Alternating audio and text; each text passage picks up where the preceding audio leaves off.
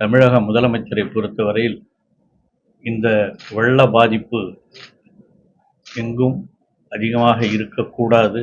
அப்படி பாதிக்கப்பட்டவர்களுக்கு நிவாரணமும் வழங்க வேண்டும் என்ற எண்ணத்தோடு தொடர்ந்து செயல்பட்டு கொண்டிருப்பதை நீங்கள் எல்லாம் நன்கு அறிவீர்கள்.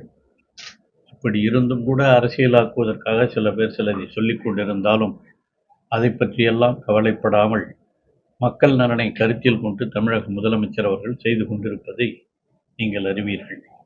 குறிப்பாக விழுப்புரம் மாவட்டத்தை பொறுத்தவரையில் கடந்த புயல் மற்றும் வெள்ளத்தின் காரணமாக பல்வேறு பகுதிகள் பாதிக்கப்பட்டு அந்த பகுதிகளுக்கெல்லாம் அங்கிருந்தே பல்வேறு அமைச்சர்களையும் பல்வேறு அரசு துறை அதிகாரிகளையும் அனுப்பி வைத்து அந்த இடர்களை எல்லாம் நீக்குவதற்கு பல்வேறு ஏற்பாடுகளை செய்ததையும் நீங்கள் அறிவீர்கள்.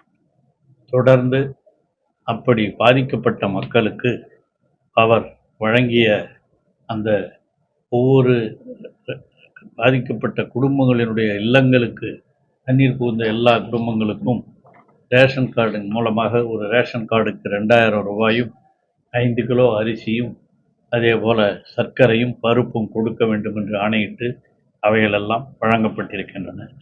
நம்முடைய மாவட்டத்தில் மட்டும் கிட்டத்தட்ட முதல் கட்டமாக நாம் எடுத்த கணக்கின்படி 6,12,000 பேர்களுக்கு அவர்களுக்கு இந்த 2000 ரூபாய் உதவித்தொகை நான் சொன்னதைப் போல அரிசி பருப்பு சர்க்கரை எல்லாம் வழங்கப்பட்டிருக்கிறது. அப்படி வழங்கப்பட்டிருக்கும் போது அவர்களிலே சில பேர் அந்த கார்டுகள் டோக்கன் கொடுக்கப்பட்டவரிடமிருந்து கார்டுகள் பெற்றுக்கொள்ளவில்லை. அப்படி பெற்றுக்கொள்ளாதவர்களுக்கு கூட நாம் இது புதன்கிழமையோடு நாம் முடிக்க வேண்டும் என்று முதல் கட்டமாக அந்த 4,18,000 பேருக்கும் முதல் கட்டமாக இந்த நிதிகள்லாம் வழங்கப்பட வேண்டும் என்று அறிவித்திருந்தோம். அதிலே சில பேர்கள் கிட்டத்தட்ட ஒரு 30,000 பேர் அதில் வராமல் இருந்தார்கள். அவர்களுக்கும் ஒரு 2 நாட்கள் வியாழன் வெள்ளி காலத்தை நீட்டித்து இன்று மாலைக்குள் வெள்ளிக்கிழமை மாலைக்குள் அவர்கள் பெற்றுக்கொள்ள வேண்டும் என்று ஆணையிடப்பட்டிருக்கிறது. அது மட்டும் இல்லாமல் அந்த 4,14,000 இல்லாமல் மேலும் கணக்கெடுத்ததன் அடிப்படையிலே கிட்டத்தட்ட இன்னும் ஒரு 1,00,000 பேர் 1,00,000 கார்டுகளுக்கு அந்த நிதியும் வழங்கப்படவிருக்கிறது. அது 2வது கட்டமாக வழங்குவதற்கான நடைமுறைகள் எல்லாம் செய்யப்பட்டு கொண்டிருக்கின்றன. அவைகளும் வழங்கப்பட்டு கொண்டிருக்கின்றன. அதுவும் ஞாயிற்றுக்கிழமைக்குள் முடிந்துவிடும். ஆகவே இந்த பாதிக்கப்பட்ட இந்த அளவுக்கு மக்களுக்கு உதவிய ஒரே முதலமைச்சர் நம்முடைய தமிழக முதலமைச்சர் தளபதி அவர்களுக்கு விழுப்புரம் மாவட்டத்து மக்களின் சார்பாக நான் நன்றியை சொல்ல விரும்புகிறேன். இது அரசு தரப்பிலே வழங்கப்பட்ட உதவிகள். அது மட்டும் இல்லாமல் தமிழக முதலமைச்சர் அவர்கள் பல்வேறு மாவட்டத்திலே இருக்கிற கழக தோழர்களுக்கெல்லாம் அறிவுறுத்தி அவர்களின் மூலமாக இங்கே அரிசி அதே போல மளிகை பொருட்கள் புடவைகள் போன்றவைகள் எல்லாம் கூட வழங்கப்பட்டு வந்திருக்கின்றன. அவைகளையும் ஒவ்வொரு கிராமத்திலே அனுப்பி நம்முடைய மாவட்ட திராவிட முன்னேற்ற கழக பொறுப்பாளர் அவர்களும் மாவட்டத்தினுடைய கழக நிர்வாகிகளும் ஒன்றிய கழக நிர்வாகிகளும் அவர்களெல்லாம் ஆங்காங்கே சென்று அந்தந்த கிராமங்களுக்கும் அந்த உதவிகளை வழங்கி இருப்பதையும் நீங்கள் நன்கு அறிவீர்கள். எல்லா கிராமங்களுக்கும் அவர்கள் சென்று பாதிக்கப்பட்ட கிராமங்களுக்கெல்லாம் பல்வேறு உதவிகளை அரிசியாக இருந்தாலும் புடவையாக இருந்தாலும் போர்வைகளாக இருந்தாலும் அனைத்தையும் வழங்கியதை நீங்கள் நன்கு அறிவீர்கள். குறிப்பாக அரகண்டநல்லூர் கிராமம் அந்த பகுதி பேரூராட்சி பாதிக்கப்பட்டது. அந்த இடத்திலே வீடு வீடாக சென்று கூட நம்முடைய மாவட்ட பொறுப்பாளர் கௌதமி சிகாமணி அவர்கள் அங்கே இந்த நிவாரணப் பொருட்கள் எல்லாம் கழகத்தின் சார்பாக வழங்கியதையும் நீங்கள் நன்கு அறிவீர்கள். ஆகவே எல்லா பகுதிகளிலேயும் அரசும் இந்த திராவிட முன்னேற்ற கழகமும் பல்வேறு பணிகளை செய்திருக்கின்றன.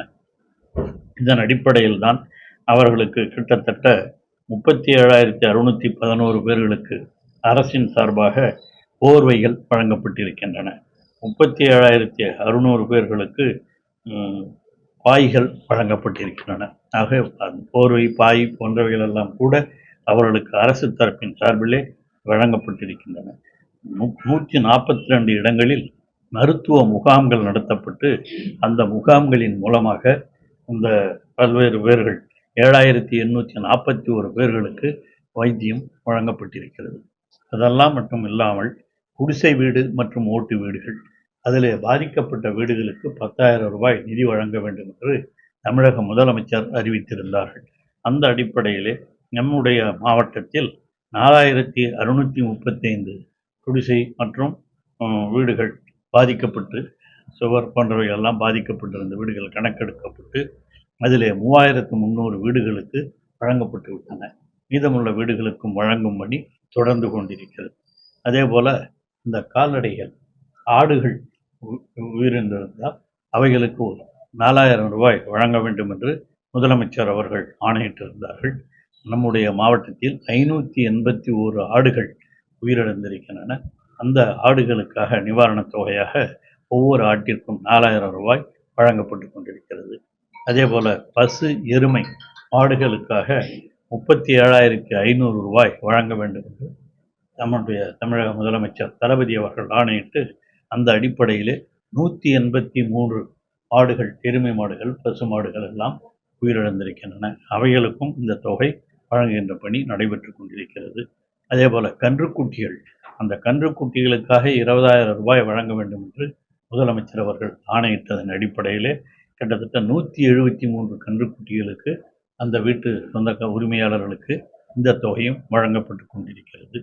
கோழி போன்ற பறவைகள், அது மட்டும் கிட்டத்தட்ட 2,29,980 இந்த கோழி பறவைகள் இனங்கள்லாம் அவைகளும் இங்கே காணாமல் போய் பறந்து உயிர் நீத்திருக்கின்றன.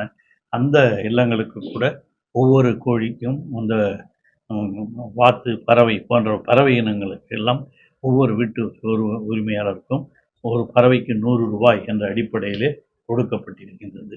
நிச்சயமாக இந்த வெள்ள பாதிப்பை தடுப்பதற்கான எல்லா நடவடிக்கைகளையும் இந்த அரசு தமிழக முதலமைச்சருடைய ஆணையோடு நாங்கள் நிறைவேற்றுவோம் என்பதை உங்கள் வாயிலாக தெரிவித்துக் கொள்கிறோம். ரேஷன் கடைகள்ல நிவாரணப் பொருட்கள் தருகிறது, ரூபாயெல்லாம் தந்துடுறாங்க, அரிசி தந்துடுறாங்க. இந்த தோரம் பருப்பு, சர்க்கரை போன்ற பொருட்கள் வந்து நிறைய இடத்துல வந்து பதுக்கிறதா, ரேஷன் கடை ஊழியர்களே தரம் மறுக்கிறதா குற்றச்சாட்டு நிறைய இருக்குது விழுப்புரம் மாவட்டத்தில், விழுப்புரம் நகர்லையும். அந்த மாதிரி இருந்தால் நிச்சயமாக நடவடிக்கை நம்ம அரசினுடைய கவனத்திற்கு, மாவட்ட ஆட்சியர் கவனத்திற்கு வருமானால் நிச்சயமாக நடவடிக்கை எடுக்கப்படும். பெரும்பாலும் எல்லாத்தையும் நம்ம கொடுக்க சொல்லி தான் சொல்லியிருக்கிறோம். அவர்களுக்கு அந்த மாதிரி எல்லாம் இங்கேருந்து அங்கே எல்லா ரேஷன் கடைக்கும் அதெல்லாம் அனுப்பிச்சிட்டு தான் இருக்காங்க. அவங்களையும் கொடுக்க சொல்லியிருக்காங்க. அந்த மாதிரி எங்கன்னா ஒரு சில தவறுகள் இருக்குமானால் அது உண்மையிலே நம்முடைய கவனத்திற்கு வருமானால் கண்டிப்பாக உரிய நடவடிக்கை எடுக்கும். பாதகம் செய்பவரை கண்டால் நாம் பயங்கொள்ளலாகாது பாப்பா, மோதி மிதித்து விடு பாப்பா, அவர் முகத்தில் உமிழ்ந்து விடு பாப்பா. அண்மை செய்திகளை உடனுக்குடன் தெரிந்து கொள்ள இணைந்திருங்கள் இயம்நாடு தொலைக்காட்சியுடன்.